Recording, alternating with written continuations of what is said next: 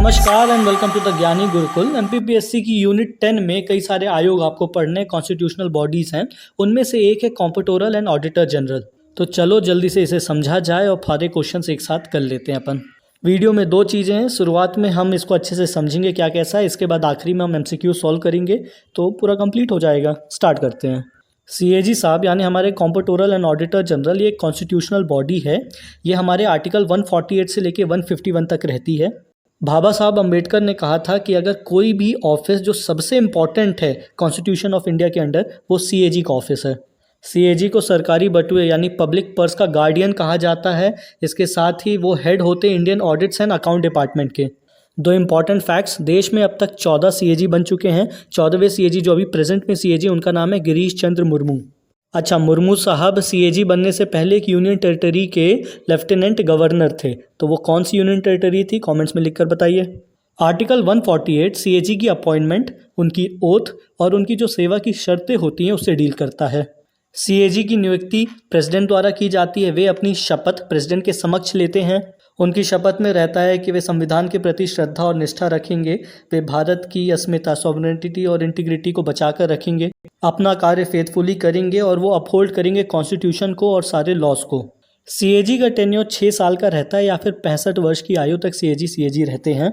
और इनमें से जो भी पहले हो जाए तब तक, अगर 6 साल उनका हो जाता है पहले और तो वो, या अगर वो 65 साल के हो जाते हैं तो वो।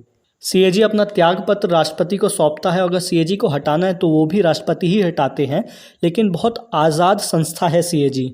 सीएजी को उसके पद से हटाने के लिए वही पूरी प्रक्रिया निभाई जाती है जो कि एक सुप्रीम कोर्ट के जज को हटाने के लिए निभाई जाती है। क्वेश्चन में आपसे यही पूछा जाएगा तो बस आपको यही कहना है कि सुप्रीम कोर्ट के जज को जिस तरीके से हटाया जाता है वैसा, पर फिर भी मैं प्रक्रिया बता देता हूं कि दोनों ही सदनों से स्पेशल मेजॉरिटी के साथ में एक रेजोल्यूशन पास किया जाता है और इसके बाद दो ही कंडीशंस में इन्हें हटाया जा सकता है, या तो प्रूवन मिसबिहेवियर हो या इनकैपेसिटी हो।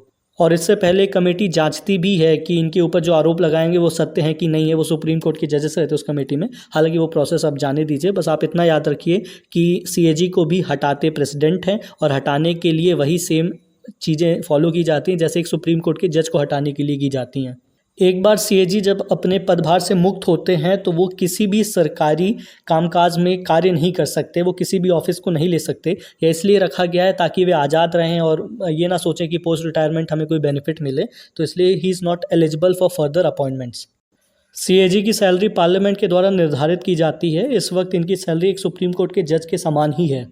जितना भी खर्च सीएजी की संस्था को लगता है सारा का सारा कंसोलिडेटेड फंड ऑफ इंडिया पे चार्ज होता है, मतलब उस पर कोई भी वोटिंग नहीं की जा सकती।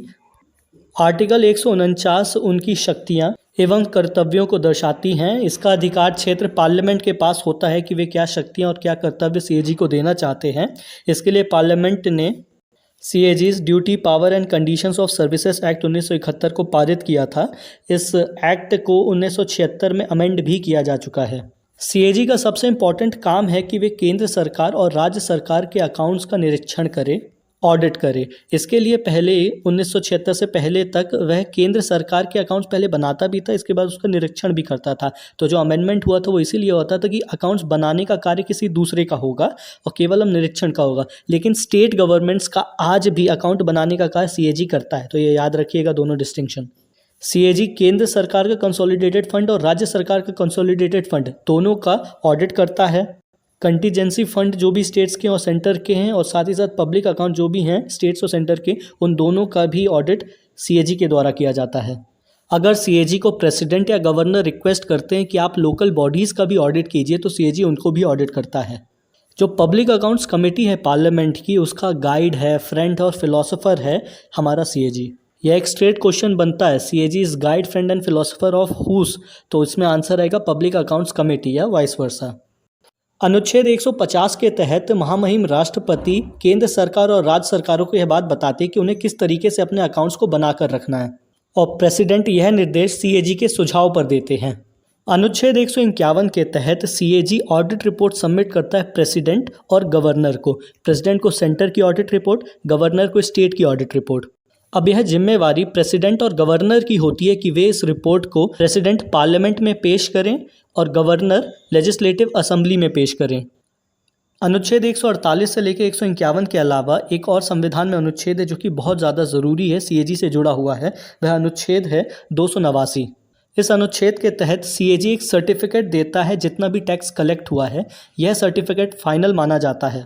तो यह थी मुख्य बातें सीएजी की। कुछ इंपॉर्टेंट फैक्ट्स देख लेते हैं।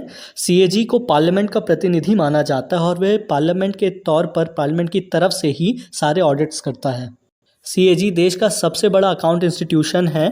सीएजी के पास एक सिविल कोर्ट की ताकतें होती हैं। यह किसी भी डिपार्टमेंट से कोई भी डॉक्यूमेंट मंगवा सकता है जांच के लिए।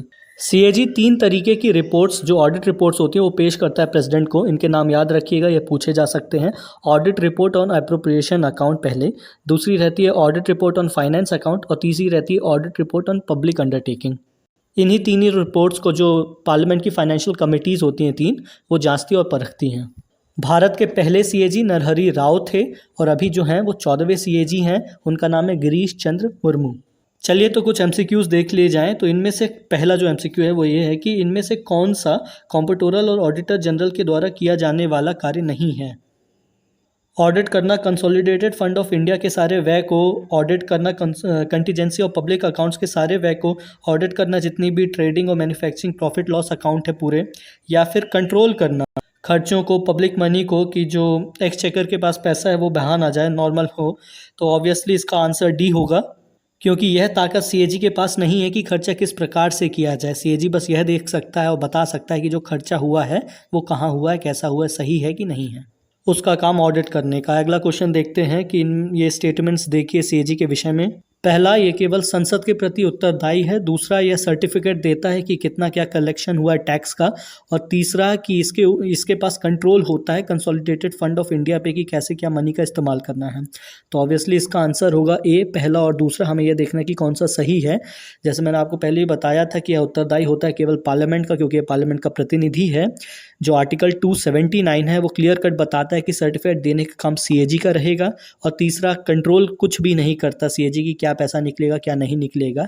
यह पूरा का पूरा लेजिस्लेचर का काम रहता है जब बिल पास होते हैं, बजट पास होते हैं।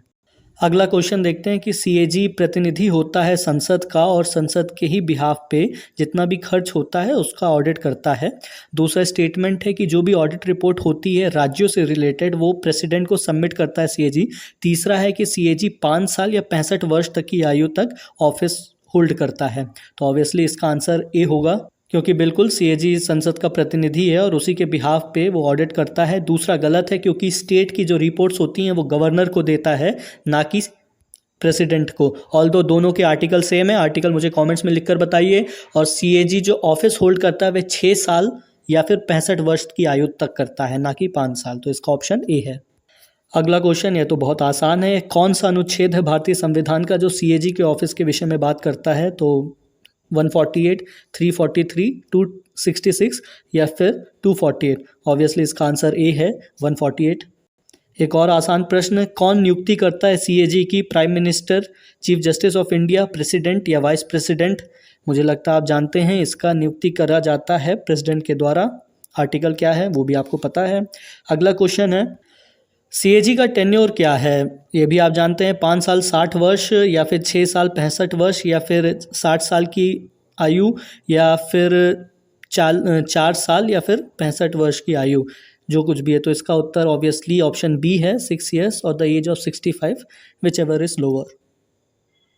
करंट सीएजी कौन है? ऑप्शन हैं आपके, राजवीर महर्षि, वीएन जेल, नरहरि राव या गिरीश चंद्र मुर्मू। ऑब्वियसली इनके आंसर है गिरीश चंद्र मुर्मू, ये 14वें सीएजी हैं। देश के पहले सीएजी कौन थे? वी नरहरि राव, ए के चंदा, ए के रॉय या एस रंगनाथन? तो इनके आंसर है वी नरहरि राव।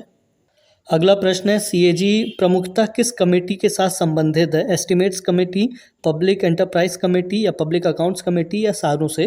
तो देखिए आंसर याद रखिएगा कि मुख्यतः लिखा है प्राइमरली एसोसिएटेड, तो इसका आंसर सी होगा, पब्लिक अकाउंट्स कमेटी, क्योंकि इसी का गाइड होता है, दोस्त होता है, फिलोसफर होता है अपना सीएजी। सीएजी की तनख्वाह का निर्धारण कौन करता है? राष्ट्रपति करते हैं या फिर संसद करती है या सुप्रीम कोर्ट के जज करते हैं या फिर केंद्र सरकार करती है? ऑब्वियसली इसका आंसर है संसद। तो कुछ ये मेन एमसीक्यूज़ थे सीएजी से लेके, और बाकी सारे तो हमने पढ़ ही लिए हैं, तो आप अच्छे से ध्यान दीजिएगा, पढ़िएगा, और कुछ लगे तो बताइएगा। वैसे पीडीएफ आपको हमारे टेलीग्राम ग्रुप से मिल जाएगी। और रेस्ट ऑल द बेस्ट, अपना ख्याल रखिएगा।